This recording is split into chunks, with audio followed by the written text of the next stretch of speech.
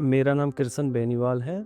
मैं मथुरा का रहने वाला हूँ और मेरा एक्सीडेंट हुआ था 17 जनवरी को, जिसमें मेरा जो राइट पैर है वो पूरी तरह से इंजर्ड हो गया था। उसके बाद मेरी बहन ने मुझे रेफरेंस दिया कि आप डॉक्टर कावेश्वर मरेंगो हॉस्पिटल में जाओ, यहाँ पे डॉक्टर कावेश्वर जी से मिलना है। और उसके बाद डॉक्टर कावेश्वर जी ने मेरे पैर का अच्छे से ट्रीटमेंट किया, जिसमें इन्फेक्शन बहुत ज़्यादा था, मेरे पैर कटने की नौबत आ गई थी। और डॉक्टर कावेश्वर गौरव और उनकी टीम ने मुझे बहुत ज़्यादा सपोर्ट किया है। और उसके इलाज के बाद मैं यहाँ से अपने पैरों पे चल के गया हूँ और he is the best doctor. Thank you. नमस्कार, मेरा नाम डॉक्टर कविश्वर घोरा है। मैं head of department plastic surgery Marengo Asia hospital Faridabad में कार्य कर रहा हूँ। आज हम केस के बारे में बात करेंगे। एक लड़का है जिसका नाम है किशन, जिसका एक्सीडेंट हुआ वह मोटरसाइकिल पे था और उसके ऊपर से ट्रैक्टर ट्रॉली निकल गई थी। जब ट्रैक्टर ट्रॉली उसके ऊपर से निकली तो उसकी जो जांघ का सारा मांस घुटने के नीचे तक और उसका जो राइट साइड का बटक होता है जिसे हम कूला कहते हैं, वहाँ का मांस और पीठ का मांस, सारा मांस जो है वो निकल के वहीं पे नीचे गिर गया ज़मीन पे।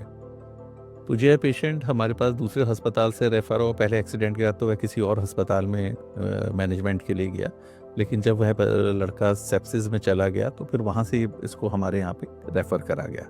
जब इसको हमारे यहाँ पे रेफ़र किया गया तो हमने पहली चीज़ में ये चैलेंज देखा कि ये जो लड़का है ये सेप्सिस में है और इसे वेंटिलेटर की ज़रूरत है। तो हमने इसको इमीडिएटली वेंटिलेटर पे शिफ्ट किया और बाकी जांचों से पता चला कि यह सेप्सिस बैक्टीरियल तो है ही है, साथ में फंगल भी है। ये दोनों सेप्सिस एक साथ होने के कारण चैलेंज और बढ़ जाता है कि इसको किसी भी तरह जो लोकल लोड ऑफ इन्फेक्शन है उसे कम किया जाए। जब इसको ओटी में लेके हम लोगों ने चेक किया तो ओटी में ये देखा कि इसकी हड्डी से हर मसल, जैसे भगवान ने पैक करके बनाई होती तो हर मसल अपनी अलग अलग झूल रही थी।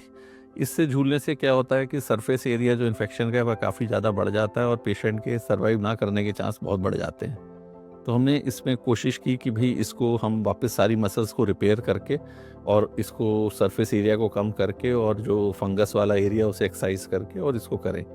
इसमें हमें काफ़ी चैलेंज आया क्योंकि जब भी हम फंगस को एक्सरसाइज करते हैं, कुछ करते हैं, अगले दिन वह फंगस फिर वापस आ जाता है। और इसके लिए हमने इसको प्रॉपर एंटी फंगल ड्रग्स और सब पे रखा और करीब 8 से 10 बार इसको हमने को सर्जरी के लिए ओटी में लेना पड़ा और फिर फाइनली इसका इन्फेक्शन कंट्रोल हुआ। जब इन्फेक्शन कंट्रोल हुआ तो यह वेंटिलेटर से भी बाहर आ गया और बाहर आके यह प्रॉपरली रिकवर करने लगा।